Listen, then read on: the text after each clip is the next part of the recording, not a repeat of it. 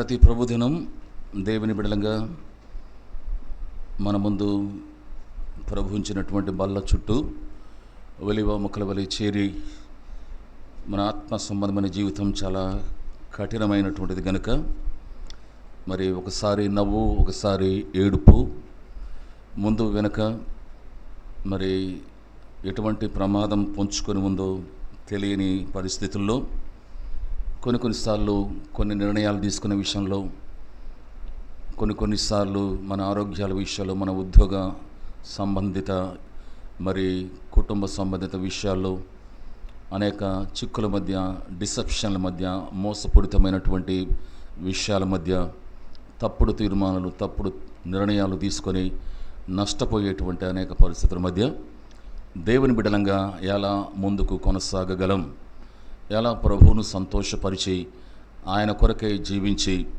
కొద్దికాలం మన ఆయుష్ 70, 80, 100 సంవత్సరాల ఆయుష్ను ముగించుకొని దానికంటే మించి మరి మన లెక్కకు అందని ఆయుష్ దీర్ఘకాలం చిరకాల గృహంలో మనం ఉండబోయేటువంటి ఆ మహిమ కలిగిన రాజ్యం యొక్క వారసత్వం కొరకై మనము ఎలాగూ ఈ లోకంలో సిద్ధపరచబడాలా అన్నది మరి బల దగ్గర మనం నేర్చుకుంటాం.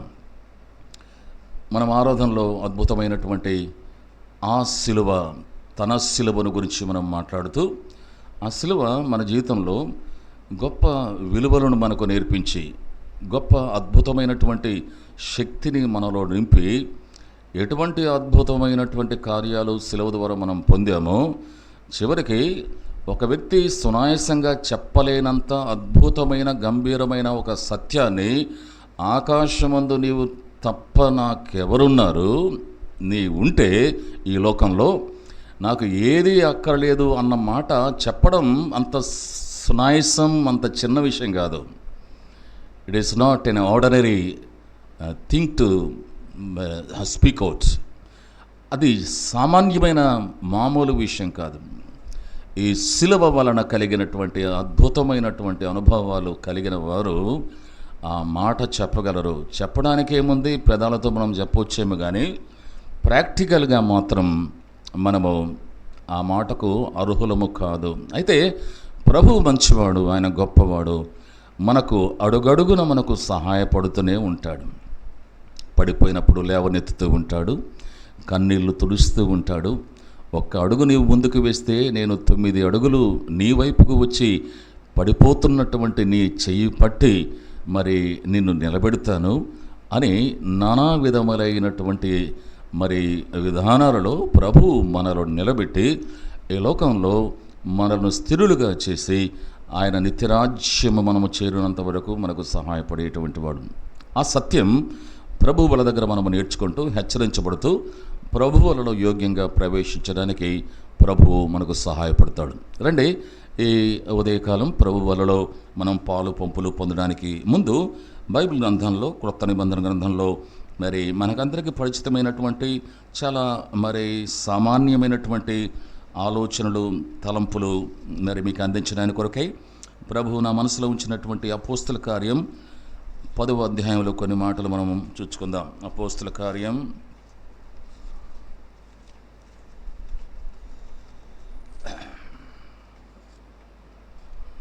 10వ అధ్యాయం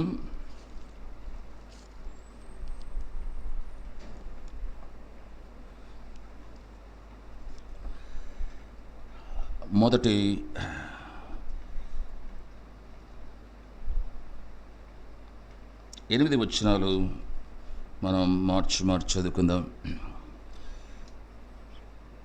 Acts chapter 10, reading verses from 1 to 8 responsibly. Italy పటాలమనబడిన పటాలంలో శతాధిపతి అయిన కొర్నేలి అను భక్తిపరుడొకడు కైసరయలో ఉండెను.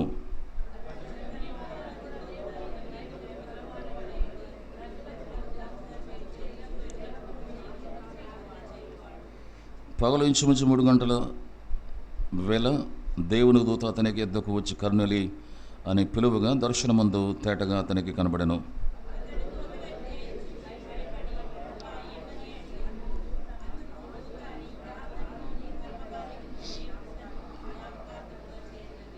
ఇప్పుడు నీవు యొప్పేకు మనుషులను పంపి పేతురును మారు పేరు గల సీమోనును పిలిపించుము.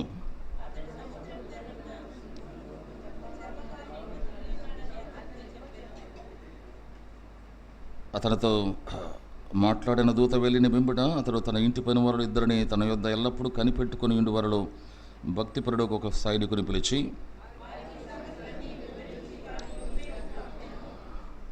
ప్రేమల తండ్రి, కొన్ని మాటలు నీ వాక్యంలో నుండి ప్రభు బలలో పాలు పంపులు పొందడానికి మేము ముందుకు సాగుతూ ఉండగా, నీ బలలో యోగ్యత అవసరం, నీ బలలో పాలు పంపులు పొందుటకు మాకు ధైర్యం అవసరం.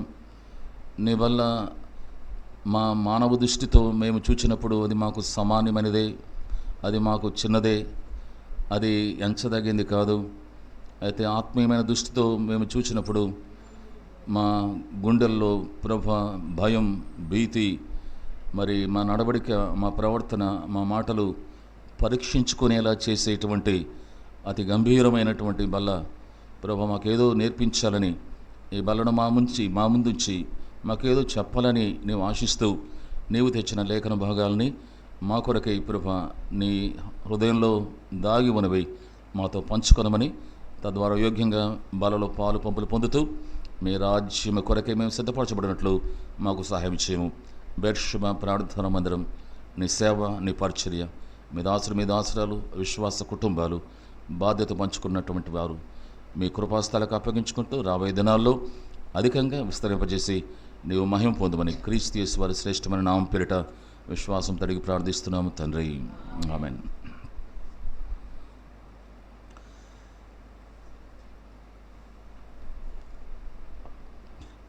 దేవుని బిడ్డలైన వారు ఆత్మ సంబంధమైనటువంటి ప్రాక్టికల్ జీవితంలో ప్రభువుకు సమీపంగా నడుస్తూ ఈ జీవిత యాత్రలో ప్రభువును సంతోషపరుస్తూ ముందుకు సాగడానికి ఏ శిలువ ద్వారా దేవునితో మనము సంధి చేయబడ్డామో, ఏ శిలువ ద్వారా దేవునికి మన పైన ఉండబడిన ద్వేషం సంహరించబడదో, ఏ శిలువ ద్వారా మన రుణపత్రం మేకులతో కొట్టబడి ఆ చేతి వ్రాతను సంపూర్ణంగా తుడిచివేయబడి అడ్డంగా ఉండబడినటువంటి ఆ పత్రాన్ని ఎత్తివేసి జయోత్సాహము చేసుకొనవలసినటువంటి దేవుని విరోధుల యొక్క ఆయుధములను నిరాయుధులుగా చేసి ఆ జయోత్సాహాన్ని మనకిచ్చి మరి మహిమ పొందుతున్నటువంటి ఈ దేవుడు తన కుమారుడైన యేసుక్రీస్తు మోసిన ఆ శిలువే ఈరోజు మన జీవితాలను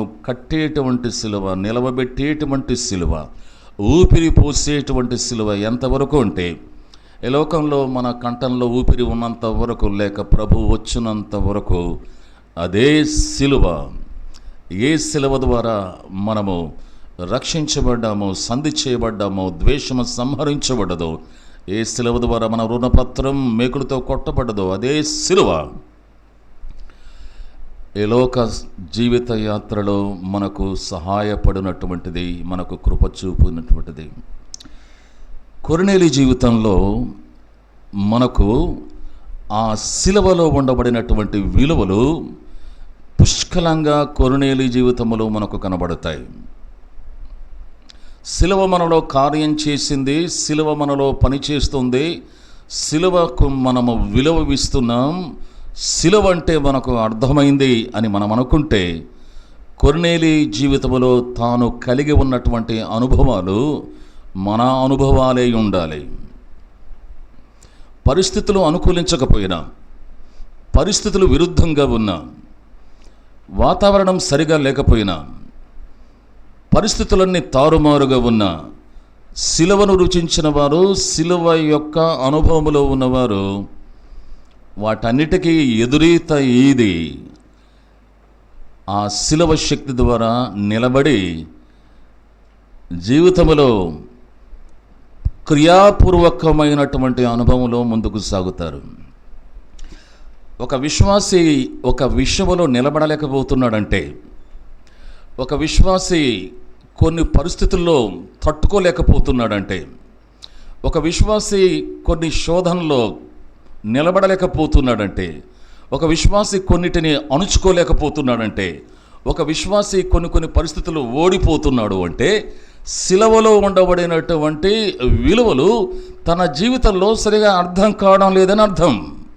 సిలువలో ఉండబడిన శక్తిని ఇంకా తన జీవితంలో అన్వయింప చేసుకోవడానికి సిద్ధంగా లేడని అర్థం. సిలువ విలువను ఎరడంలో ఇంకా తక్కువ పడ్డాడని అర్థం. సిలువ నీ జీవితంలో పని చేయడానికి నీవు అనుమతించలేదని అర్థం. సిలువ పని చేస్తుంది, అయితే నీవు అనుమతించడం లేదు. ఇవే ప్రభు బల దగ్గర మనం నేర్చుకుంటాం. గనక సిలువ ద్వారా మనము ఒక నిర్దిష్టమైనటువంటి మార్గములోనికి మనము వెళ్ళగలుగుతున్నామంటే, కొన్ని పొందాము అంటే, మనము రక్షించబడ్డాము అంటే, ఆ సిలువ మనలను అంతము వరకు నడిపించే సిలువ, పడిపోయినప్పుడు నిలవబెట్టే సిలువ, కన్నీరు తుడిచే సిలువ, ఆదరించే సిలువ, భుజం తట్టి నిలబెట్టే సిలువ, నీకు నాకు పరము చేరేంత వరకు ఎక్కడెక్కడ ఏదేది అవసరమో అన్నిటినీ సమకూర్చేటువంటి సిలువ. ఆ సిలువ మెడలో ఉండేటువంటిది కాదు, మన గృహాల్లో ఉండేటువంటి ఫోటో ఫ్రేమ్స్లో ఉండేటువంటి సిలువ కాదు, గుడుల్లో గోపురాల్లో కనబడేటువంటి సిలువ కాదు. అది హృదయములో నీ కళ్ళ ముందు తచ్చాడుతూ ఉండవలసినటువంటి, నిన్ను ప్రాక్టికల్ జీవితంలోనికి నడిపించేటువంటి సిలువ. గనుక ఈ సిలువ కొర్నేలి జీవితంలో ఎలాగూ అద్భుతమైనటువంటి కార్యములు చేయబడ్డదో, ఎలా చేసిందో వాటిని మనము చూస్తాం. ఇక్కడ కొర్నేలి అనబడినటువంటి ఒక శతాధిపతిని గురించి మనం మాట్లాడుకుంటున్నాం. ఈ శతాధిపతిని గురించి మనం మాట్లాడుకుంటూ మనము కొంచెము వివరంగా చూచినట్లయితే, పరిశుద్ధాత్మదేవుడు కొంతమంది పేర్లను గురించి లేక కొంతమంది వ్యక్తిత్వాల గురించి కొన్ని చోట్ల కొన్ని స్థలాల్లో సవివరంగా రాశాడు, పూర్తిగా రాశాడు, ఎక్కువగా రాశాడు. కొంతమందిని గురించి కుదించి రాశాడు, క్లుప్తంగా రాశాడు, 2 మాటల్లో ముగించాడు, 1 మాటలో ముగించాడు. కొంతమందిని గురించి విశాలంగా సవివరంగా రాశాడు. అలాగూ సవివరంగా వ్రాసినటువంటి వ్యక్తుల విషయములు మనం ఆలోచిస్తే, కొర్నేలి జీవితాన్ని గురించి సవివరముగా రాశాడు. యోహాను సువార్త 4వ అధ్యాయంలో సమరయ స్త్రీ గురించి సవివరముగా రాశాడు. ప్రారంభము నుండి చాలా చాలా విషయాలు వారి గురించి వివరించాడు. అపోస్తల కార్యం 10వ అధ్యాయంలో కొర్నేలి యొక్క జీవితం మన పట్ల ప్రభావం చూపించినట్లు, మన పట్ల ఏదో ఒకటి మనకు నేర్పించినట్లు, ఆయన జీవితంలో మనము కలిగి ఉండేటువంటివి కొన్నిటిని మనము అన్వయింప చేసుకున్నట్లు, ఇది మన జీవితాలకు దోహదపడినట్లు కొర్నేలి జీవితమును సవివరముగా అపోస్తల కార్యం 10వ అధ్యాయంలో వివరించడము జరిగాడు. ఈయన శతాధిపతి రోమా సైనిక ప్రభుత్వంలో మరి వ్యూహలు, మరి సహస్రాధిపతులు, శతాధిపతులు అన్నటువంటి సైనిక దళంలో రకరకాల పొజిషన్లో రకరకాలుగా ప్రజలు ఉండేవారు. అలాంటి పరిస్థితుల్లో మరి ఒక వ్యూహ, యేసుక్రీస్తు ప్రభు మరి ఒక వ్యక్తిని చెవి నరికినటువంటి, పేతుడు నరికినటువంటి చెవిని బాగు చేసే సమయంలో ప్రభు ఏమన్నాడు? నేను పిలిస్తే ఎంతమంది వ్యూహలు వస్తారు? నేను తండ్రిని వేడుకుంటే 12 సేనా వ్యూహాలు. ఒక వ్యూహకు కింద మనం ఫుట్ నోట్లు చూస్తే ఎంతమంది ఉంటారు? 6,000 మంది. ఇలాగూ రోమా ప్రభుత్వంలో ఒక వ్యూహమును విడగొట్టి 6,000 మందిని, దానిలో 1000 మందిని, ఆ 1000 మందిలో 100 మందిని అలా విడగొట్టి వారికి ఒక అధికారిని నియమించేటువంటి ఆనవాయితీ రోమా సైనిక దళంలో ఉండగా 100 మందికి కొర్నేలి 100 మందికి అధిపతిగా చేయబడినటువంటి ఒక మరి అర్హత లేక హోదా కలిగినటువంటి కొర్నేలి. ఈ కొర్నేలి ఈ రోజుల్లో మనము సైనిక దళం లేకపోతే పోలీస్ డిపార్ట్మెంట్లో మనము చూసుకుంటే శతాధిపతి అనగా ఒక సర్కిల్ ఇన్స్పెక్టర్కి కలిగినటువంటి హోదాలో ఉండేటువంటి వ్యక్తి is as equal as a circle inspector in these days. ఒక సర్కిల్ ఇన్స్పెక్టర్ హోదా కలిగినటువంటి హోదాలో ఉండేటువంటి శతాధిపతి సైనిక అధికారి. అయితే ఈయన ఈ హోదా కలిగి ఉన్నటువంటి కొర్నేలి జీవితంలో శిలువ కార్యము జరిగింపచేయగలిగినటువంటి కొన్ని అద్భుతమైనటువంటి అనుభవాలు కలిగినటువంటి జీవితానికి ఎక్కడ పోలిక లేదు. ఆయన ఉద్యోగం ఎక్కడ సహకరించదు. ఆయన ఉద్యోగానికి ఆయన కలిగి ఉన్నటువంటి అనుభవాలకు ఎక్కడ పొంతన లేదు, ఎక్కడ దోహదపడవు. అటువంటి శతాధిపతిగా సైనిక దళములో ఒక హోదా కలిగినటువంటి ఈ ప్రభుత్వములో రోమా సైనిక దళములో ఈ కొర్నేలి గురించి సవివరంగా వ్రాసినటువంటి 10వ అధ్యాయములో మరి పరిశుద్ధాత్మదేవుడు చక్కని వివరణ కొర్నేలి విషయంలో ఇచ్చి, ఏ ఉదయకాలం ప్రభువు మన దగ్గర పొంతన లేని సహకరించని వీలు కానీ మన అనుదిన జీవితంలో కొర్నేలి అనుసరించినటువంటి వేసినటువంటి అడుగులు వేయడానికి కొర్నేలికి ఆ సిలువ ఎలా దోహదపడ్డది, నీకు నాకు అదే సిలువ ఎలా మనము దాని ద్వారా మేలు పొందలేకపోతున్నాం, దాని ద్వారా వచ్చే శక్తిని మనము అనుభవించుకోలేకపోతున్నాం, ఎలా తప్పటడుగులు వేస్తున్నాం, ఎలా ముందుకు సాగలేకపోతున్నాం అన్న విషయాన్ని పరిశుద్ధాత్మదేవుడు బల దగ్గర మనతో మాట్లాడుతున్నాడు. ఏమిటి కొర్నేలి యొక్క అనుభవములో జీవితంలో ఈ దినం మనం పరీక్షించుకోవడానికి బల దగ్గర 10వ అధ్యాయం 2వ వచనం అపోస్తుల కార్యం. గట్టిగా చదవండి అమ్మా, అంత డల్ గట్లది అట్లా గట్టిగా చదవమ్మా. ఎవరు చదివింది చదవండి.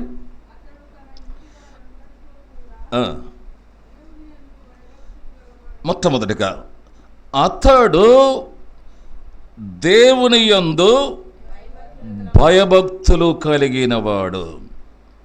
శిలువ కార్యము ఎవరిలో జరుగుతుందో వారు మొట్టమొదట వారు కలిగి ఉండేటువంటి అర్హత ఏంటి అంటే దేవుని యందు చెప్పరే భయభక్తులు. దేవుని యందు భయభక్తులు. శిలువ అనగా ఒక వ్యక్తి జీవితంలో దేవుని భయాన్ని రేకెత్తించేటువంటి ఒక అద్భుతమైనటువంటి ఆయుధం శిలువ. ఒక బలమైనటువంటి సాధనం, దేవుని భయము కలుగచేసేటువంటి అద్భుతమైనటువంటి. ఇతడు రోమా ప్రభుత్వంలో రోమా సైనిక దళములో ఒక శతాధిపతిగా ఒక సర్కిల్ ఇన్స్పెక్టర్ హోదాలో కలిగినటువంటి వ్యక్తిగా ఈయనంటే ప్రజలకు భయము కలిగించే ఉద్యోగం అదే, ప్రజలకు వణుకు పుట్టించే ఉద్యోగం అదే. ప్రజలు ఇతర వ్యక్తులతో ఈజీగా సునాయాసంగా మాట్లాడగలిగేటువంటి ఉద్యోగం కాదది. ఆ వ్యక్తికి కొంచెం దూరంగా మాట్లాడేటప్పుడు జాగ్రత్తగా, నిలబడేటప్పుడు జాగ్రత్తగా. పోలీసు వాళ్ళ దగ్గర మనం ఎట్టబడితే అట్లా నిలబడితే ఏమి చేయకపోయినా ఏమనకపోయినా బాగా నిలబడవు, ఇది వాళ్ళ లాంగ్వేజ్. మేము అనుభవించాము ఇవన్నీ. గుంటూరు గొడవల్లో మర్యాదలు ఎక్కడ మాట్లాడతారు. వారి ఉద్యోగం అటువంటిది. ఏదీ లేకపోయినా వారితో మాట్లాడేటప్పుడు వేరుగా ఉంటుంది మనుషుల పరిస్థితి. అంటే ఒక్క మాటలో చెప్పాలంటే కొర్నేలి యొక్క ఉద్యోగం మనుషులలో భయం పుట్టించే ఉద్యోగం. మనుషులేమో కొర్నేలికి భయపడుతుంటే కొర్నేలేమో చెప్పరేంటి దేవునికి భయపడేటువంటి వ్యక్తి.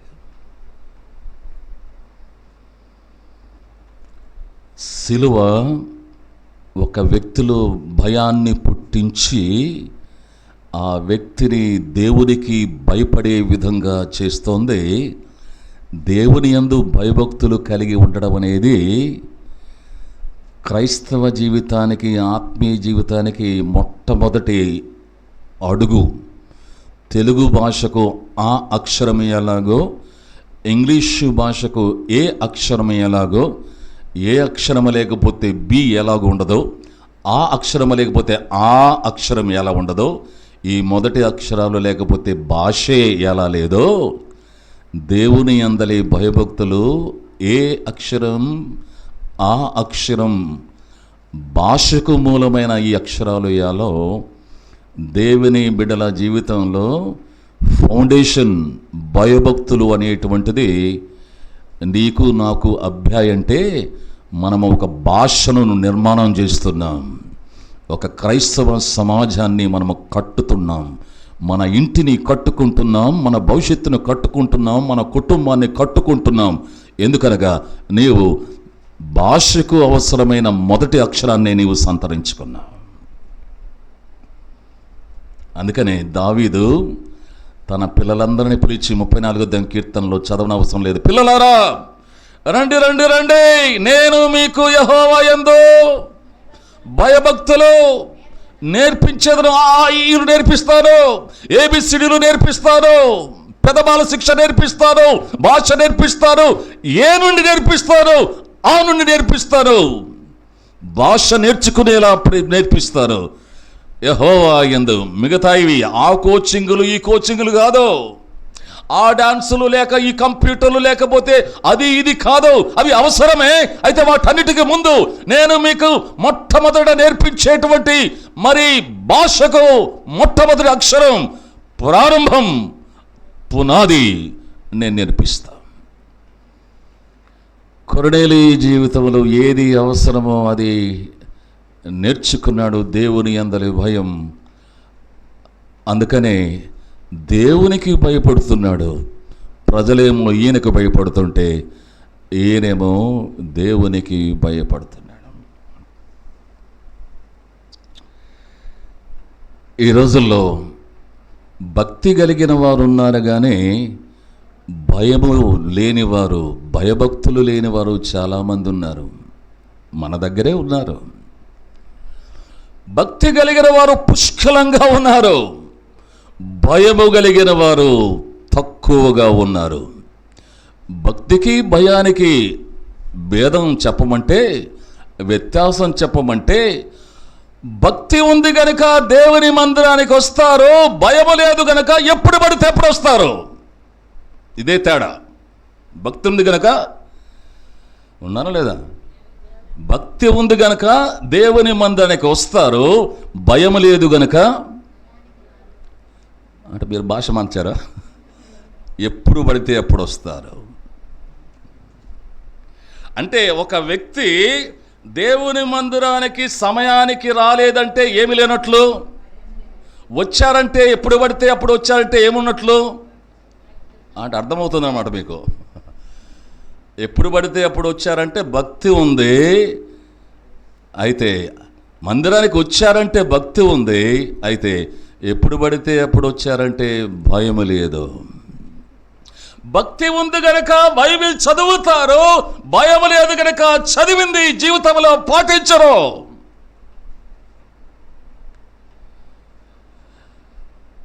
భక్తి ఉంది గనక దేవుని మందిరమునకు భాగం ఇస్తారు, అయితే భయం లేదు గనక వారికి ఇష్టం వచ్చినప్పుడు ఇస్తారు, ఇష్టం వచ్చినంత ఇస్తారు.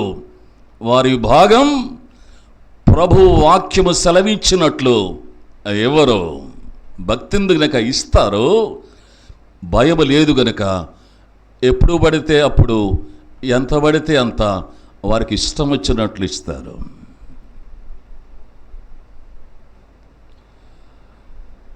భక్తి ఉంది గనక ప్రార్థన చేస్తారు, భయం లేదు గనక ఆ ప్రార్థనలో విశ్వాసము కలిగి ఉండరు. ఇలాగూ అనేక విషయాలు మనము భయభక్తుల గురించి మనం మాట్లాడుకుంటే మరి దాని గురించి అనేక విధములైనటువంటి విషయాలు మనకు అర్థమవుతూ, నేను దేవుని యందు కలిగి ఉన్న భయం యొక్క లోతెంత, నేను కలిగి ఉన్న భయం యొక్క శాతం ఎంత, నేను కలిగి ఉన్న దేవుని యందలి భయం అర్థవంతమైందా ఏంటి? నా భయం, నా భక్తి. నేటి దినాల్లో చాలామంది భయభక్తులు కలిగి ఉన్నాము అనుకునేవారు భక్తి ఉంది గనక దేవుని మందిరానికి వెళ్ళాలి అనుకుంటారు, భయం లేదు గనక రావడానికి ఏమాత్రము ప్రయత్నాలు చేయరు. అనుకుంటారు భక్తి ఉంది గనక, అయితే రారు భయం లేదు గనక.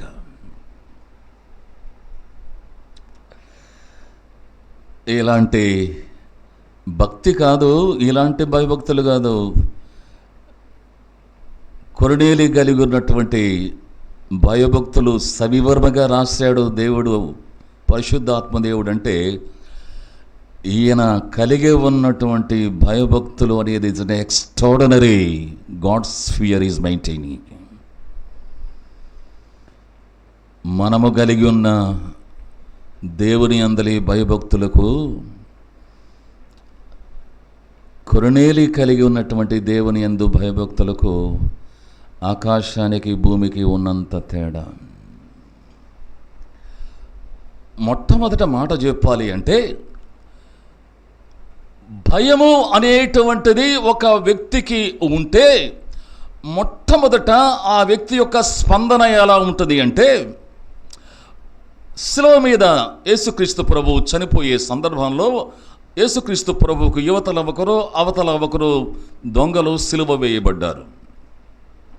సిలువ వేయబడినటువంటి ఈ దొంగల యొక్క వారి యొక్క ఆలోచన విధానం ఎలా ఉండాలి అంటే, వారి తలంపుల్లో ఎలా ఉండాలి అంటే, వారు ఏమి ఆలోచిస్తూ ఉండాలంటే, ఈ భయంకరమైన సిలువ ఇప్పుడు నేను తప్పించబడితే ఎంత బాగుండో, ఈ భయంకరమైనటువంటి ఘోరమైన ఈ సిలువ నుండి మేము విడిపించబడితే ఎంత బాగుండో అని భయంకరమైన సిలువ దృశ్యాన్ని వాళ్ళు ఊహించుకుంటూ వాటి నుండి తప్పించబడడానికి కలలుగంటూ ఏదైనా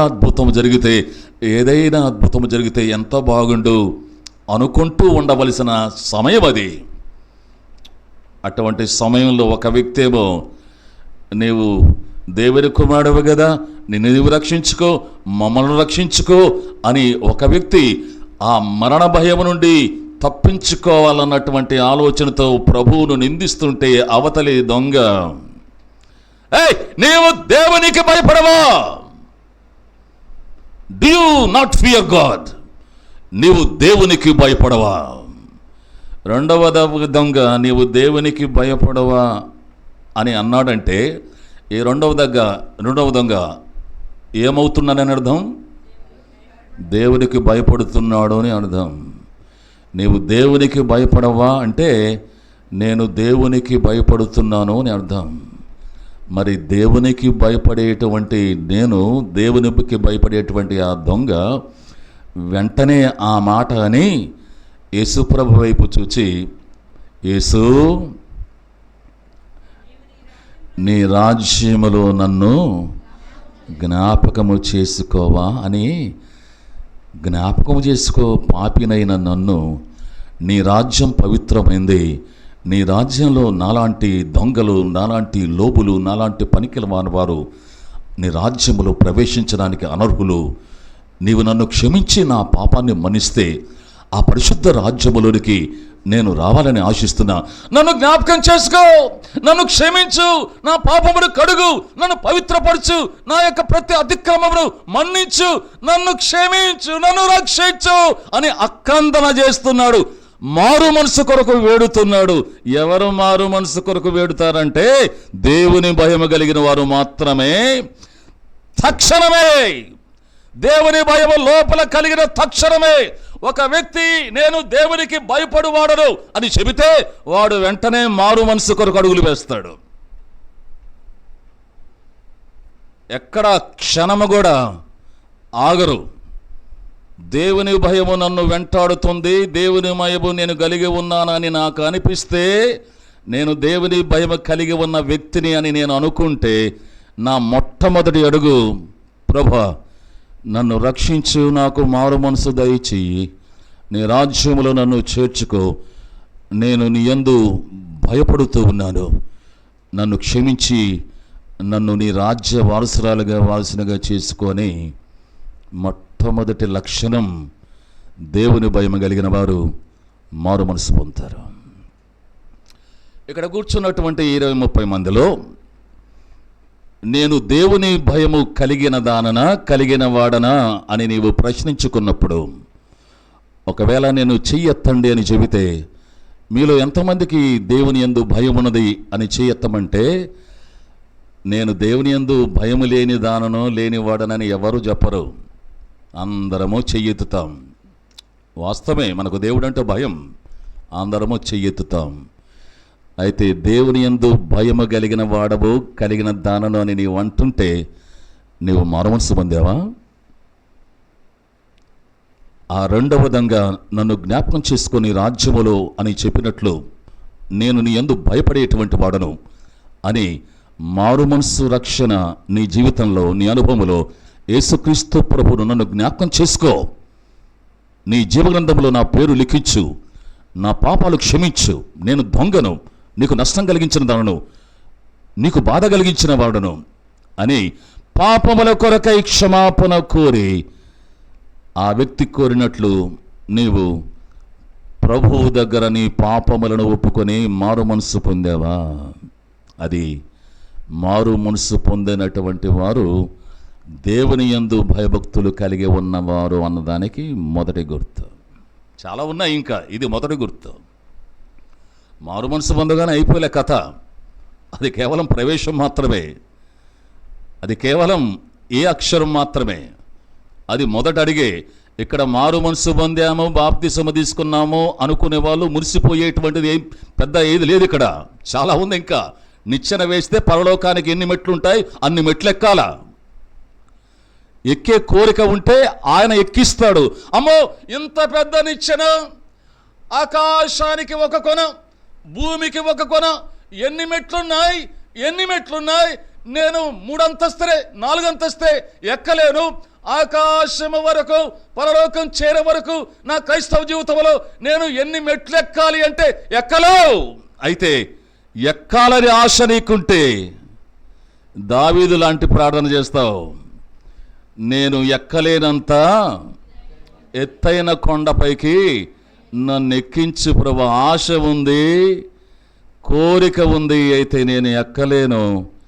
అయితే ఎక్కించేవాడవు నీవు ఉన్నావు, ఎక్కగలిగిన క్రీస్తు అనే నిచ్చెన ఉంది, నేను ఎక్కాలనుకుంటున్నాను, నాకు నువ్వు ఎక్కించు ప్రభు అంటుంటే ఆయన ఒక్కొక్క మెట్టు నీ కాలు తీసి మరి మెట్టు మీద నుండి మెట్టుకు ఎక్కిస్తాడు.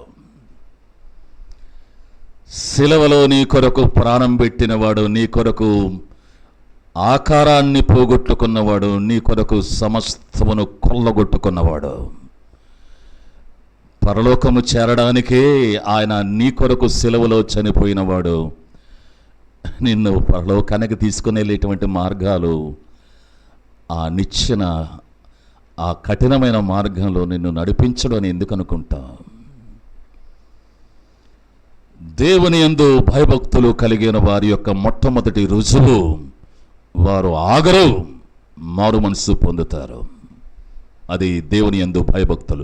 ఇక్కడ కూర్చున్న వారు మారు మనసు లేకుండా, రక్షణ లేకుండా, నేను దేవుని యందు భయభక్తులు కలిగిన దానను, నేను దేవుని యందు భయభక్తులు కలిగిన వారును అని చెప్పుకుంటే అది మోసంలో ఉన్నావు, భ్రమలో ఉన్నావు అని అర్థం. దేవుని యందు భయము నిన్ను ఆపదు, నిన్ను కూర్చొనివ్వదు, నిన్ను నిలబడనివ్వదు.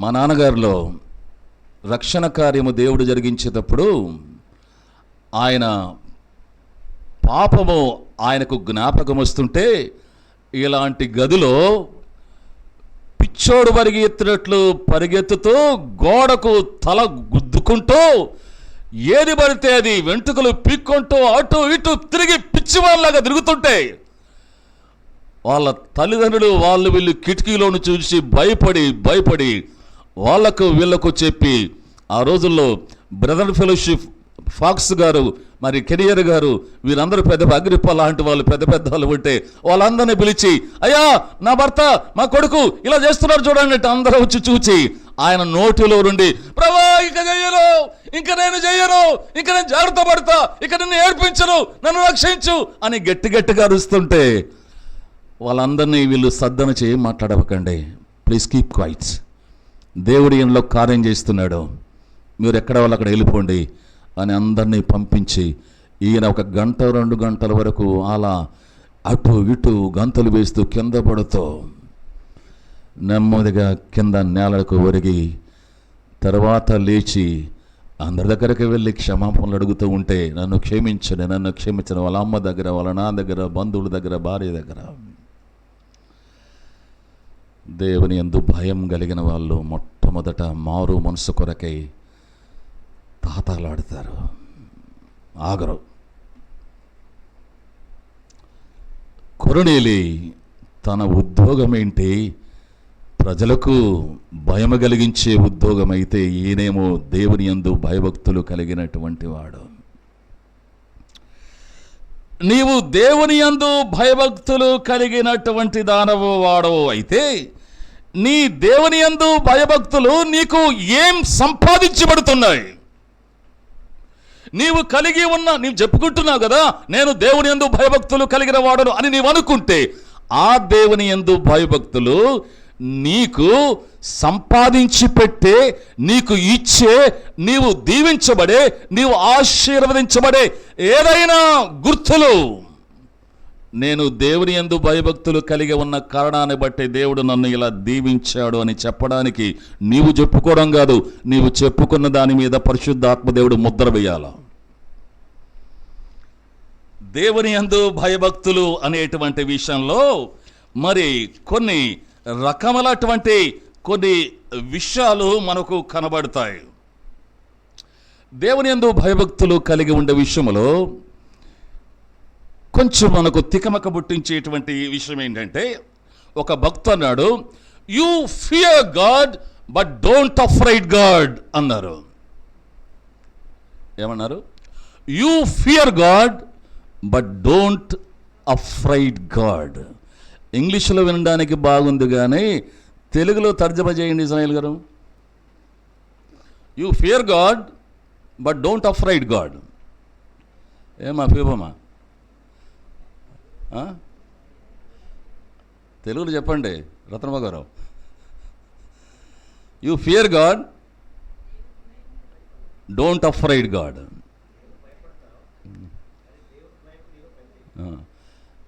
లిటరల్గా ట్రాన్స్లేషన్ చేయండి, మీరు మీనింగ్తో చెప్పేస్తున్నారు. యూ ఫియర్ గాడ్, నువ్వు దేవునికి భయపడు కానీ దేవునికి భయపడొద్దు, ఇది అర్థం. యూ ఫియర్ గాడ్, నువ్వు దేవునికి భయపడు కానీ దేవునికి భయపడొద్దు. అంటే దేవునికి భయపడవలసినటువంటి విధానాలు 2 ఉన్నాయని అర్థం. దేవుని యందు భయభక్తులు కలిగి ఉండవలసిన విధానాల్లో ఏ విధానంలో నీవు దేవుని యందు భయభక్తులు కలిగి ఉన్నావు? స్టూడెంట్స్ టీచర్ వస్తుందనగానే టీచర్ దగ్గరికి పరిగెత్తుకుంటూ పోయి వారికి గుడ్ మార్నింగ్ సార్ అని చెబుతూ కొన్ని సందర్భాల్లో మరి చిన్న చిన్న గిఫ్ట్స్ టీచర్స్కి ఇస్తూ వారి పట్ల అద్భుతమైనటువంటి గౌరవ మర్యాదలతో కూడినటువంటి భయమును వ్యక్తం చేస్తారు స్టూడెంట్స్ తమ టీచర్స్కి. ఇంకొక కేటగిరీ స్టూడెంట్స్ ఉంటారు, క్లాసులో హోంవర్క్ చేశారా అనగానే ఒకడు పెన్ను కింద పడిపోద్ది. కింద పడిన తర్వాత వీడేం చేస్తాడు? కిందికి వంగి ఇక ఆ పెన్ను కొరకు వెతుకుతూ ఇక టీచరు ఆ మాట మరి తీసేసి వేరే సబ్జెక్టుకి పోయేంత వరకు వాడికి పెన్ను దొరకదు, కిందనే వెతుకుతుంటాడు. ఆ గుంపులో టీచర్ గుర్తించడు. అంటే ఎందుకంటే వీనికి భయం. టీచరు హోంవర్క్ చేసావా లేదా అని అడుగుతూ ఎక్కడ శిక్ష వేస్తాడో అని టీచర్ అంటే వీనికి భయం. అక్కడ వాళ్ళకి కూడా భయం. ఎదుర్కొని good morning sir, good morning teacher అని చెప్పి నిలబడి గౌరవంగా టీచర్కు వారికి కూడా టీచర్ అంటే భయం, వీడికి కూడా టీచర్ అంటే భయం. ఏ భయం గొప్పదే?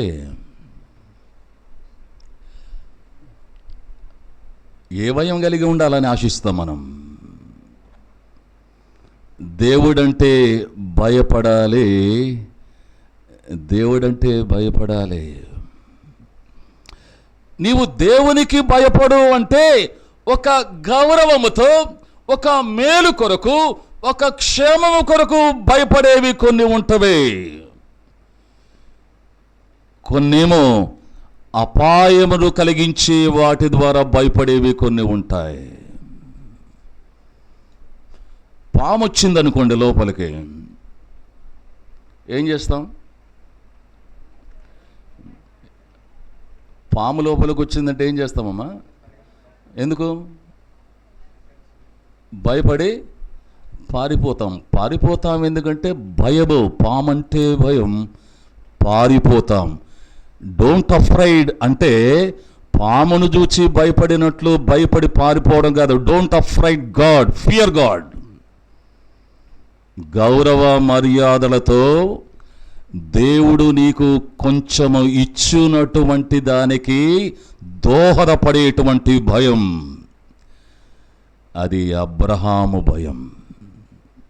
అబ్రహాము దేవుని యందు భయం కలిగిన వాడేనా? అనుమానంగా చెప్తారేంటి? ఆదాము కూడా భయపడ్డా?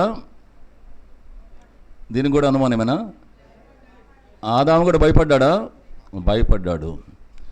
మరి భయపడినటువంటి ఆదాము ఏం చేశాడు? దాక్కున్నాడు. అబ్రహాము కూడా భయపడ్డాడు, కానీ ఎక్కడ లేని ఆశీర్వాదాలన్నీ కూడా అబ్రహాంకే, ఎక్కడ లేని దీవులన్నీ కూడా అబ్రహాంకే, ఎక్కడ లేని స్వాస్థ్యమంతా అబ్రహాముకే. అబ్రహాము దేవుని బిడ్డే, ఆదాము కూడా దేవుని బిడ్డే. ఆదాము కంటే ఇంకా ఎక్కువగా దేవుని యొక్క పోలికను కలిగి పుట్టినటువంటి ఆదామే ఎక్కువ దేవునికి. ఇద్దరూ భయపడ్డారు, కానీ ఒకడేమో భయపడి దాంకున్నాడు, ఇంకొకరేమో భయపడి ఆశీర్వాదాలను సంపాదించుకున్నాడు. దేవుని యందు భయభక్తులు కలిగి ఉండడం అంటే అబ్రహాము వలె దేవుని యందు భయభక్తులు కలిగి ఆశీర్వాదాలని సంపాదించుకునేటువంటి దేవుని భయం. ఆదాము వలె భయపడి దాక్కొని శాపాన్ని తెచ్చుకునేటువంటి భయభక్తులు దేవునికి ఇష్టం లేదు. కొర్నేలి దేవుని యందు భయభక్తులు కలిగినటువంటి వాడు అని చెప్పడంలో ఎటువంటి భయభక్తులు అంటే, అబ్రహాము భయపడి దేవుని ఆశీర్వాదమును సంపాదించుకునేటువంటి ఆ దేవుని భయము కొర్నేలి కలిగినటువంటి వాడు. ఈ ఉదయకాలం ప్రభు మన దగ్గర నీవు దేవుని యందు భయభక్తులు కలిగి ఉంటే నీది అబ్రహాము లాంటి భయమా, లేక ఆదాము లాంటి భయమా? దేవుడంటే భయపడి పారిపోతున్నావా? దేవుడంటే భయపడి దాంకుంటున్నావా? ఏదో తప్పు చేసి ఎక్కడో ముఖం చెల్లక భయపడుతున్నావా? అటువంటి భయమా? లేక అబ్రహాము వలె దేవుని ఎదుర్కొనుటకు, దేవుడితో ఒక స్నేహితుడిగా మాట్లాడినటువంటి, దేవుని ఆశీర్వాదములన్నీ పొందినటువంటి అబ్రహాము లాంటి భయము, దీవెనలు తెచ్చిపెట్టేటువంటి భయం నీవు కలిగి ఉండాలని కోరబడుతున్నావు. ఇలాగూ దేవుని అందలి భయాన్ని గురించి కోకొల్లలు ప్రాక్టికల్గా దేవుని వాక్యంలో చూస్తూ అసలు దేవుని యందు భయభక్తులు కలిగి ఉండుట అన్నది గొప్ప గొప్ప సత్యాల గురించి మనం మాట్లాడుకోవచ్చు.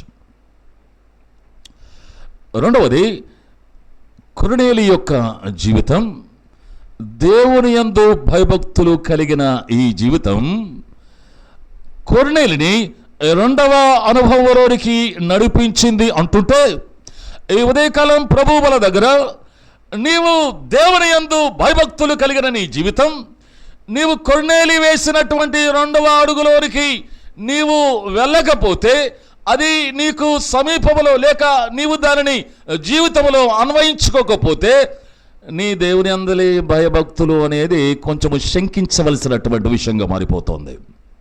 కొర్నేలి ఏం చేస్తే చూడండి, దేవుని యందు భయభక్తులు కలిగినటువంటి ఈ కొర్నేలి ఎలాంటి అనుభవంలోనికి వచ్చాడు రెండవ విషయంలోనికి మనం చూస్తే, అండ్ అదే అధ్యాయము కొర్నేలి అపోస్తల కార్యము 10వ అధ్యాయము దేవుని యందు భయభక్తులు కలిగిన వాడు. 4-5 వచనం.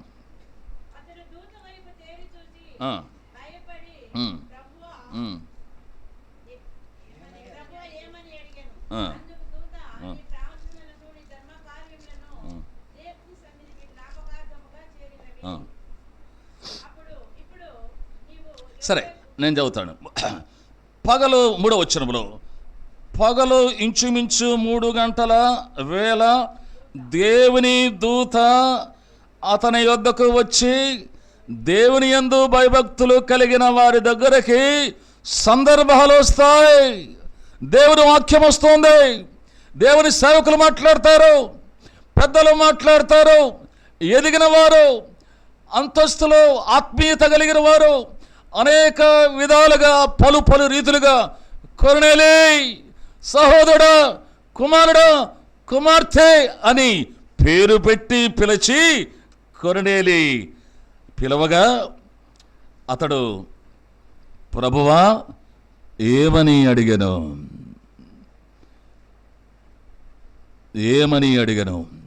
అప్పుడు దూత విషయం చెప్పింది, నీ ప్రార్థనలు, నీ ధర్మకార్యాలు దేవుని సంధికి జ్ఞాపకానికి చేరాయి. ఇప్పుడు నువ్వేం చేస్తావంటే, యొప్పే అనబడిన ఒక స్థలం ఉంది, అక్కడికి మనుషులను పంపించు. అక్కడ పేతురు అనబడిన వాడు ఉన్నాడు, మరి అతడు చర్మకారుడు, అతని ఇంట మరి సముద్రపు స్తీమోను అని ఒక చర్మకారుని ఇంట దిగి ఉన్నాడని చెప్పి మరి దూత కొర్నేలీకి చెప్పాడు. దూత చెప్పిన తర్వాత కొర్నేలీ చేసినటువంటి పని ఏంటి? 7వ వచనం. మీరు వింటున్నారా లేదమ్మా? అంటే దూత అతనితో మాట్లాడి చాలించి వెళ్ళిన తరువాత అతడు తన ఇంటి పనివారిలో 2 భక్తిపరుడైన సైనికుని పిలిపించి, అంటే దేవుని దూత కొర్నేలీకి కనబడి విషయము చెప్పిన వెంటనే ఆలస్యము చేయకుండా, ఏమాత్రము నిర్లక్ష్యము చేయకుండా, దేవుని దూత ఆజ్ఞాపించిన చెప్పినటువంటి పని ఆ విషయమునకు వెంటనే లోబడి విధేయత చూపి ఆ పని చేయడానికి ముందుకు అడుగులు వేసినటువంటి కొర్నేలీ విధేయత, లోబడే జీవితానికి అలవాటు పడినటువంటి దేవుని యందు భయభక్తులు కలిగిన వాడు. దేవుని యందు భయభక్తులు కలిగిన వారికి లోబడే మనసు ఉంటుంది, విధేయత చూపే మనసు ఉంటుంది. దేవుని వాక్యాన్ని అర్థం చేసుకొని దేవుడు ఆజ్ఞాపించినటువంటి ఆజ్ఞల ప్రకారము నడుచుకునేటువంటి, దేవుడు చెప్పినటువంటి మాటలు వినేటువంటి సేవకులు, పెద్దలు, తల్లిదండ్రులు, నీకంటే ఆత్మీయంగా ఎదిగిన వాళ్ళు నడిపించేటువంటి విధానమునకు లోబడి మాట విని వెంటనే ఆలస్యము చేయకుండా, తిరుగు ప్రశ్న వేయకుండా, శతాధిపతి కదా అడగొచ్చుగా, ఇప్పుడే పంపాలా, ఎక్కడికి పంపాలా, ఎన్ని గంటలకు పంపాలా, ఎందుకు పంపాలా, ఇలా చేస్తే ఎట్లా ఉంటుంది, రేపు పంపితే ఎప్పుడు ఉంటుంది అని రకరకాల ప్రశ్నలు వేయగలిగి ఉండి కూడా ఏ మాత్రము ప్రశ్న వేయకుండా, without any conditions, without any requestioning, దూత చెప్పి వెళ్ళిపోయిన మరుక్షణమే లోబడే విషయంలో జాప్యము కూడా చేయడం లేదు. లోబడ్డం ఒక ఎత్తు అయితే, లోబడేటువంటిది ఎప్పుడు లోబడుతున్నావు అన్నది కూడా ప్రాముఖ్యమైన విషయం. ఒక విశ్వాస జీవితంలో ఒక భక్తుడు అన్నాడు, డిజొబీడియన్స్ ఈస్ క్షమించండి, late obedience is nothing but disobedience అన్నారు. ఏంటట? లేట్ ఒబీడియన్స్, నీవు ఆలస్యంగా లోబడినటువంటి ఆలస్యపు విధేయత అది అవిధేయతే కానీ విధేయత కాదు. నువ్వు లోపడ్డావు, అయితే వెంటనే కాదు, లేటుగా. అంటే నీవు లేటుగా లోబడిన ఒక దేవుని యందు భయభక్తులు కలిగిన ఒక బిడ్డగా నీవు లోబడనట్లే లెక్క. నీవు వినేటువంటిది దైవికమైతే, నీవు సేకరించింది దేవుని వాక్యానుసారమైతే, నీకు చెప్పింది ఆత్మీయంగా నీకంటే అనుభవం కలిగిన వారైతే, దానికి విధేయత చూపించడంలో, దానికి లోబడుటలో నీవు ఆలస్యం చేస్తున్నావంటే, లేట్ చేస్తున్నావంటే, నీవు దేవుని యందు భయభక్తులు కలిగి ఉన్నావని చెప్పే విషయంలో శంకించాల్సిన విషయం ఉంది. దేవుని యందు భయభక్తులు లేకుండా నీవు విధేయత చూపించలేవు, లోబడలేవు. నీవెంత ప్రయత్నం చేసినా ఎక్కడో జాప్యాలు ఉంటాయి. ఆలస్యంగానో, లేటుగానో, నిర్లక్ష్యంగానో, ఏమోలే అన్నట్లు తప్పటడుగులేస్తూ కష్టపడతావు, కానీ దాని ద్వారా ఫలితము లేని లోబడ్డంలోనికి నిన్ను తీసుకువెళుతుంది. సిలువ అనున్నటువంటిది ఒక వ్యక్తిలో దేవుని భయం పుట్టించి, ఆ భయము ద్వారా మారు మనస్సు పొందింపచేసి, ఆ దేవుని యందు భయము ద్వారా అబ్రహాము లాంటి ఆశీర్వాదాలను జీవితంలో అన్వయింపజేసుకుంటూ, ఆదాము లాంటి భయానికి గుడ్ బై చెబుతూ, దేవునికి, దేవుని వాక్యానికి లోబడేటువంటి జీవితాన్ని ప్రసాదిస్తోంది. దేవుని యందు భయభక్తులు కలిగి లేకుండా నీవు దేవునికి లోబడుతున్నావు అన్నటువంటి మాట అసత్యం, అబద్ధం. కొర్నేలి లోబడేటువంటి విషయంలో మనము ముందుకు వెళితే, ఆ పనిని వేరొకరికి అప్పగించే విషయంలో కూడా ఎంత శ్రద్ధ, ఎంత మైన్యూట్గా ఆలోచిస్తున్నాడంటే, చాలాసార్లు, కొన్నిసార్లు మరి పరిచారకులమైన మనం, దేవుని సేవకులమైన మనం కొన్ని విషయాలను మనం ఇతరులకు అప్పగించేటువంటి సందర్భంలో ఎవరికి అప్పగిస్తున్నాం, ఎవరికి ఇంట్రెస్ట్ చేస్తున్నాం, ఎవరికి ఇస్తున్నాం, ఎలా చెబుతున్నాం, ఎలా నాకు అప్పగించే పని, నాకు చెప్పబడిన ఒక దేవుని యందు భయభక్తులు కలిగిన వ్యక్తిగా నేను ప్రభువుకు లోబడుతూ ఆ పనిని ఇతరులకు అప్పగించేటువంటి ప్రక్రియలో, నేపథ్యంలో కొర్నేలి ఎవరికి అప్పగించాడు? తన ఇంటి పరివారిలో ఇద్దరిని పిలిపించి వారిలో భక్తిపరుడైనటువంటి ఒకరికి పని అప్పగించాడు.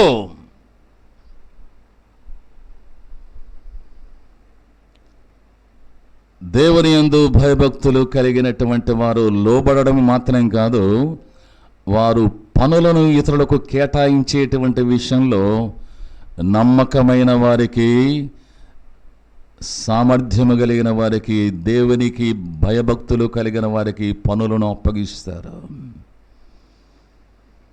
లోబడే జీవితాన్ని గురించి బైబిల్లో పుష్కలంగా, టైం అయిపోతుంది కనుక పుష్కలంగా, ఒక భర్త, ఒక భార్య ఇద్దరికి ఒకరినొకరు ఎలా లోబడి ఉండాలి, భార్య భర్తకు ఎలా లోబడి ఉండాలి, పిల్లలు తల్లిదండ్రులకు ఎలా లోబడి ఉండాలి, యజమానులు దాసులు యజమానులకు ఎలా లోబడి ఉండాలి, పౌరులు ప్రభుత్వానికి ఎలా లోబడి ఉండాలి అన్నటువంటివన్నీ కూడా బైబిల్లో పుష్కలంగా వ్రాయబడి ఉన్నాయి. లోబడే జీవితం మారు మనసు పొందినటువంటి దేవుని యందు భయభక్తులు కలిగిన వారికి లోబడే విధేయత జీవితం రెండవ భాగంలోనికి వస్తుంది. పౌలు సౌలుగా మారకముందు దేవుని దృష్టిలో, దేవుని యొక్క పట్టికలో ఉన్నటువంటి సౌలును నేల మీద పడేశాడు. మారు మనసుకు శ్రీకారం చుట్టినటువంటి ఆ దినం గొప్ప వెలుగు చూశాడు. ఆకాశంలో ఒక శబ్దం వినిపింపజేశాడు. భయంకరమైనటువంటి వాడు, దుష్టుడు, దుర్మార్గుడు, ఎవరికి భయపడని వాడు, అటువంటి వాడిని రక్షణ కొరకు ప్రభు ఏర్పాట్లో ఉన్నటువంటి వ్యక్తిని ప్రభు నేల మీదకి వరగజేసి గొప్ప వెలుగు పుట్టించి ఆకాశంలో స్వరము వినిపింపజేస్తూ ఉంటే, రౌడీ లాంటి పౌలు ఏమనాలి అంటే, ఎవరాడు, ఎక్కడ? అటు ఇటు కనబడకపోయినా ఎవడాడు ఎక్కడ అని బలాత్కారం చేసే భయంకరమైనటువంటి దుర్మార్గుడు, హానికరుడు, హింసకుడు అలాగూ స్పందించాలా? అయితే సౌలు ఏమన్నాడు? ప్రభువా. ఎక్కడి నుంచి వచ్చింది ఈ సంబోధన? ఆ ప్రభు బిడ్డలనే, ఆ ప్రభు సమాజాన్నే కదా ఇంతవరకు భయంకరంగా చిత్రశ్రమలు పెడుతున్నటువంటి వ్యక్తి ఆయనను ప్రభువుకు విరోధి, ప్రభువుకు నష్టం కలిగించేటువంటి ఈ వ్యక్తి ఎవర్రా నువ్వు అనవలసినటువంటి సత్తా ధైర్యం కలిగిన వాడు ఏమన్నాడు ప్రభువును? ప్రభువా అన్నాడంటే, అయ్యా నేను అయిపోయాను, నీ చేతిలో, నీ కౌగిట్లో పడ్డాను, నిన్ను విడిపించుకొని నీకు అవిధేయంగా నిన్ను కాదని నేనేం చేయలేను. నీవు నన్ను పడవేశావు, నా కళ్ళు తెరిపించావు, నాకు నూతన జన్మ ఇచ్చావు గనక నీవు నా ప్రభుడవు, నీ ప్రభుత్వం కింద ఉంటాను, నీవేం చేయమంటావో చేస్తాను, ఎక్కడికి వెళ్ళమంటావో వెళుతాను, నీవు చెప్పినట్లు వింటాను. నీవు ప్రభుడవు, ప్రభువా, నీకు ఒక ప్రభుత్వం ఉంది, ఆ ప్రభుత్వంలో కొన్ని చట్టాలు ఉన్నాయి, కొన్ని నియమాలు ఉన్నాయి, కొన్ని పద్ధతులు ఉన్నాయి, నీవు చెప్పింది నేను వింటా. దేవుని యందు భయభక్తులు కలిగిన వారు, ప్రభువా నీ మాట వింటా, నీకు లోబడతా, నీకు ఒక ప్రభుత్వం ఉంది, ఆ ప్రభుత్వంలో కొన్ని రూల్స్ రెగ్యులేషన్స్ ఉన్నాయి, నువ్వు ఏదంటే అది, నీ మాట వింటా అని చెప్పగలిగిన వారు రక్షించబడిన వారు, దేవుని యందు భయభక్తులు కలిగిన వారు.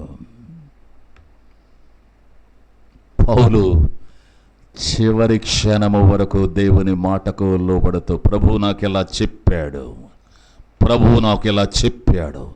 దేవుని దూత నాకు కనబడ్డాడు, నాకు ఇలా బోధించబడ్డాను, ఇలా చేశాను, ఆత్మ నన్ను నడిపించింది. దేవుని యందు భయభక్తులు కలిగిన వారు ప్రభువు యొక్క ప్రభుత్వములో ప్రభు ఆజ్ఞలకు లోబడి వారు పిలుస్తారు ప్రభువా అని. ఈరోజు మనమందరము ప్రభువా అని పిలిచేటువంటి పిలుపుకు అలవాటు పడ్డాం, కానీ ఆయన మాటకు లోబడేటువంటి దానికి ఇంకా అలవాటు పడవలసి ఉంది.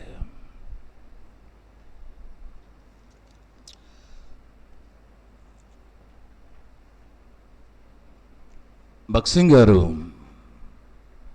ఒకసారి వాక్యము చెబుతూ ఉంటే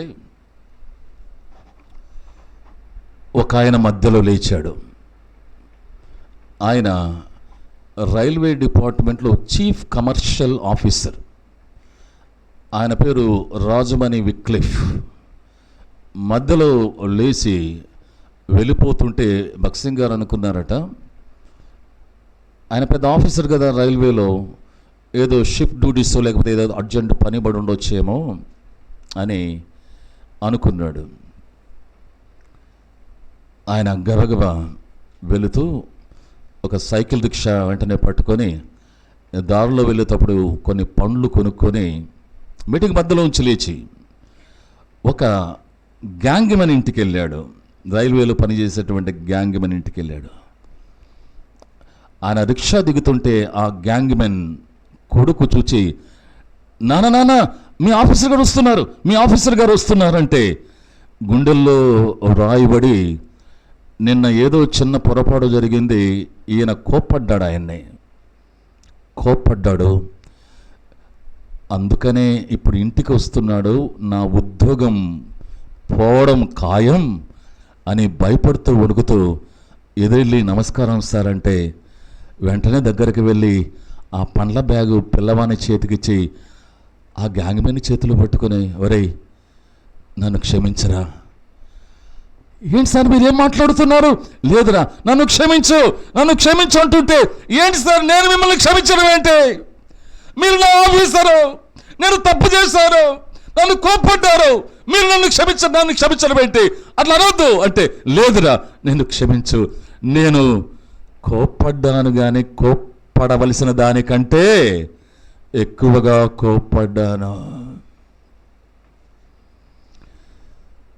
తన సహోదరుని పై కోపపడువాడు తన సహోదరుని విమర్శకు లోనవుతాడు. లేదండి నేను అలా చేయలేను అంటే, లేదరా నువ్వు క్షమించకపోతే నేను ఇక్కడి నుంచి కదలరా, నువ్వు క్షమించాలరా అంటే అంతగా ప్రాధేయపడుతుంటాయా? నేనేంటి మిమ్మల్ని క్షమించడం అండి? క్షమాపణ అతని చేత చెప్పించుకొని మళ్ళా మందిరానికి పరిగెత్తుకుంటూ వచ్చాడు. మీటింగ్ అయిపోయే సందర్భంలో, మీటింగ్ అయిపోయాక భక్సింగ్ గారు అడిగారట, బయటికి వెళ్ళారంటే డ్యూటీయా లేకపోతే అని అంటే, లేదు బ్రదర్, మీరు మత్తయి సువార్త 5వ అధ్యాయంలో తన సహోదరుడి మీద కోపపడేవాడు విమర్శకు లోనగును అన్నారు. బలిపీఠం దగ్గర నీ అర్పణ వదిలిపెట్టి మొట్టమొదట నీ సహోదరునితో సమాధానపడు అన్నారు. నేను మీటింగ్ అయినాక వెళ్దాం అనుకున్నాను, కానీ ఉండలేకపోయాను, తట్టుకోలేకపోయాను. పరిశుద్ధాత్మ దేవుడు నన్ను ఒత్తిడి చేస్తూ ఉంటే ఏమన్నా కానీ అని బయటికి వెళ్ళాల్సి వచ్చింది. ఆ వ్యక్తి దగ్గర క్షమాపణ అడగవలసింది. భక్సింగ్ గారు అలా చూస్తుండిపోయాడట. ఆయన వ్యక్తి ఆయన చనిపోయినప్పుడు ఆయన సమాధి పైన ఏం రాస్తారో తెలుసా? Rajmani Wycliffe who trembled at the word of God. Rajamani Wycliffe దేవుని వాక్యమునకు వనికి లోబడినటువంటి వాడు అని సమాధి పెట్టి మీద రాశారు.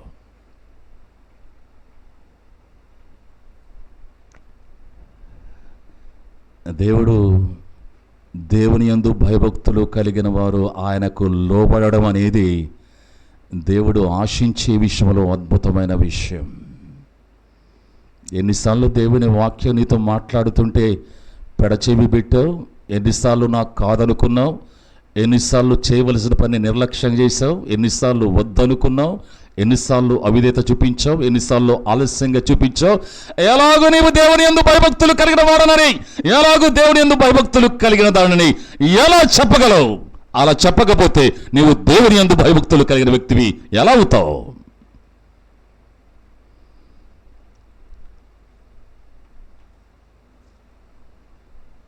ఇంకో 5 నిమిషాల్లో ముగింపులో 3వ మాట చూడండి. 3వ మాట, దేవునికి లోబడినటువంటి వాడు.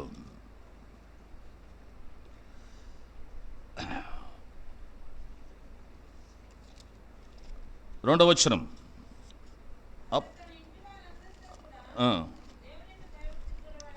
అతడు తన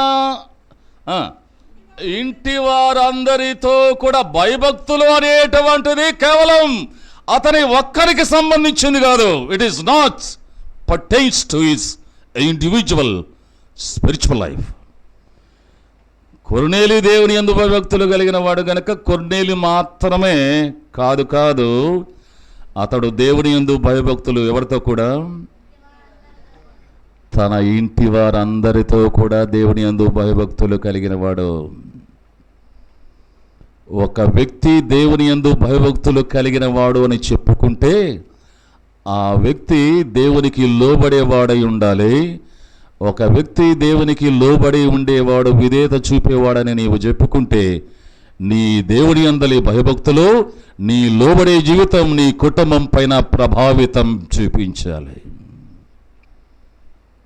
ఆ ఎఫెక్ట్, నీవు దేవుని యందు భయభక్తులు కలిగిన ఆ ఎఫెక్ట్, నీవు దేవునికి, దేవుని వాక్యానికి, దేవుని బిడ్డలకు లోబడేటువంటి ఆ లోబడే జీవితం యొక్క ఎఫెక్ట్ నీ కుటుంబం పైన చూపెట్టాలి. ఒక మాట గుర్తుంచుకోండి, ఎందుకు దీన్ని పర్టిక్యులర్గా నీ ఇంటి వారి గురించి వాక్యం చెబుతుంది, కొన్నేళ్ళని ఎత్తి చూపెట్టంటే, నీవు రక్షించబడేటప్పుడు నీ రక్షణతో పాటు నీ ఇంటి వారి రక్షణను కూడా నీ రక్షణ అనే ప్యాకేజీలో పెట్టాడు ప్రభువు. The salvation of your house hold has been kept in the same pocket of salvation what God has given to you. దేవుడు నీకు ఇచ్చినటువంటి రక్షణ ప్యాకేజీలో నీ కుటుంబము, నీ భార్య, భర్త, పిల్లల, బంధువుల రక్షణ కూడా దాంట్లో డిపాజిట్ చేసి పెట్టాడు. దాన్ని నీవు నిర్లక్ష్యం చేసావంటే ఇక మొట్టమొదటి నుంచి తిరిగి అంత భ్రమ అనుకోవాలి, అంత మోసం అనుకోవాలి. నీ అందరి భయభక్తులు, నీ యొక్క విధేయత అంతా కూడా.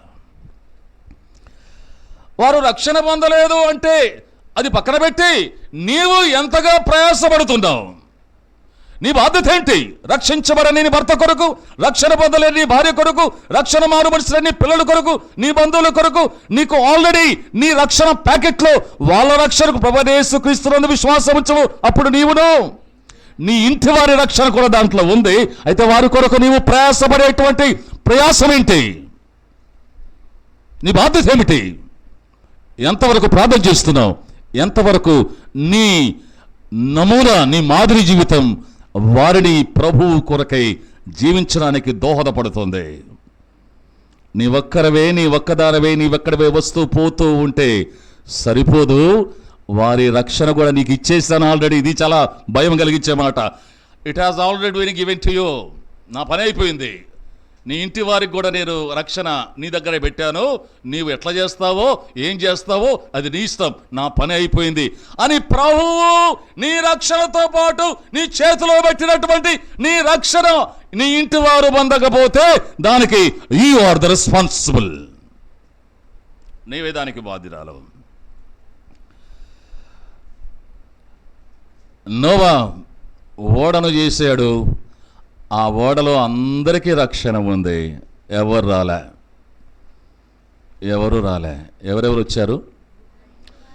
నోవా ఇంటి వారందరిలోనికి వచ్చారు. దేవుని యందు భయభక్తులు కలిగిన వాడు నోవా అని చెప్పలేదా? నోవా దేవుని యందు భయభక్తులు కలిగిన వాడు తన ఇంటి వారందరి కూడా ఒక ఓడను సిద్ధం చేశాడు. అందరూ లోపలికి వచ్చారు. ఎవరు మిగల్చబడలేదు. చివరికి పక్షులు, జంతువులు కూడా లోనికి వచ్చాయి. చాలామంది లోనికి రాలేదు. అయితే నోవాకు ఇచ్చినటువంటి వాగ్దానములో ఉన్నటువంటి రక్షణ ఇంటి వారందరూ సంతరించుకున్నారు. You are responsible for your household. నీ పిల్లలు, నీ భార్య, నీ భర్త, నీ బంధువులు రక్షణ నీ భుజస్కంధముల మీద ఒక బరువుగా, ఒక బాధ్యతగా ఉంది. How you are fulfilling your responsibility? నీ కుటుంబం పట్ల నీ బాధ్యత ఏంటి? కొర్నేలి దేవుని యందు భయభక్తులు కలిగిన వాడుగా, దేవుని మాటకు విధేయత చూపించిన వాడుగా తన ఇంటి వారి రక్షణకు కారకుడయ్యాడు. 4వది చదవండి. చివరి తలం అపోస్తలుల కార్యం 10వ అధ్యాయం ఏమన్నాడు? 5వ వచనం, 4వ వచనం.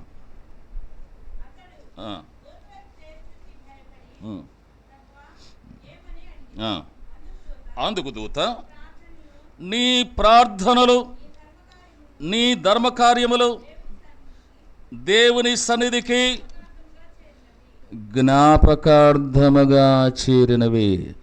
ఇక్కడ 2 విషయాలు నేను రెండింటిని క్లబ్ చేసి 2-3 నిమిషాల్లో ముగించడానికి ఆశపడుతున్నా. 2 విషయాలు ఉన్నాయి. నీ ప్రార్థన, నీ ధర్మకార్యాలు. దేవునికి స్తోత్రం. ఈ 2 మనకున్నాయి. మనం సంతోషించాల. మనమందరము ప్రార్థన చేసేవారమే. నీ ప్రార్థన. ఇక ధర్మకార్యములంటే ఇచ్చే విషయములు కూడా. మనం కూడా దేవునికి స్తోత్రం, మనం ఇచ్చే విషయంలో కొంతమందికి, పేదవారికి, లేక దేవుని మందిరములో, లేక చేతులు చాచి ఇతరులకు సహాయపడే విషయంలో ధర్మకార్యాలు మనము చేసేటువంటి ఆధిక్యత దేవుడు మనకిచ్చాడు. అయితే బల్ల దగ్గర నీవు ఏదో ధర్మకార్యాలు చేస్తున్నావు, నీవు ప్రార్థన చేస్తున్నావు అన్న దాని గురించి ప్రభు మురిసిపోవడంలే. ఏమంటున్నాడంటే, నీ ప్రార్థన దేవుని సన్నిధికి జ్ఞాపకార్థముగా ఉండేటువంటి ప్రార్థనేనా? నీవు చేసేటువంటి ప్రార్థన ముద్రించబడి అది జ్ఞాపకార్థంగా మర్చిపోని దేవుని దృష్టిలో కలవరి తిరుగుతూ బెర్షెబాలో పలాని సహోదరి, పలాని సహోదరుడు పలాని విషయం కొరకు ప్రార్థన చేస్తున్నాడు అని దేవుని కళ్ళ ముందు అది తచ్చాడుతూ ఆయనకు పదే పదే జ్ఞాపకం చేసేటువంటి ప్రార్థన, దాని గురించి మాట్లాడుతున్నాడు. కొర్నేల్ని నీకు నాకు చూపెట్టే పిల్లలు చేసినట్లు, Lord bless my father, bless my mummy, bless my sister, bless me, we are for nothing more. కాదు,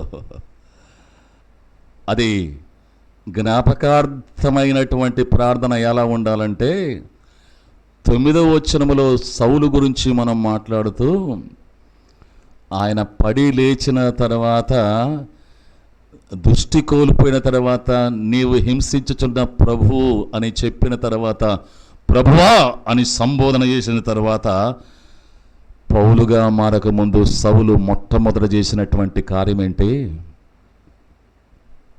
చదవలేదు ఎప్పుడు? ఇదిగో అతడు ప్రార్థించుచున్నాడు. ఎవరు చెప్పారు? ఎవరికి చెప్పారు? ఎవరి గురించి? అంటే యేసు ప్రభువు అననీయాకు చెప్పగలిగినంత ప్రార్థన అది సౌలు ప్రార్థన. ఎవరో సేవకుడు అక్కడ వ్యక్తి ఆయన ప్రార్థన చేస్తున్నాడండి, ఎవరో మీ ఆయన అక్కడ సౌలంట అని, అది కాదు. ప్రభువు అననీయాకు అదే పనిగా అక్కడికి వెళ్ళి, అననీయ ఇదిగో అనబడిన 3 అక్షరాలు జత చేసి, ఇదిగో అంటే ఆగు విను, చాలా అర్జెంటు, చాలా ప్రాముఖ్యమైన విషయం, ఇదిగో అననీయ ఇదిగో విను అని భుజం దట్టే ఒక ప్రత్యేకమైన సబ్జెక్టు చెబుతున్నట్లుగా అతడు ప్రార్థన చేయుచున్నాడు. అది జ్ఞాపకార్థమైనటువంటి ప్రార్థన.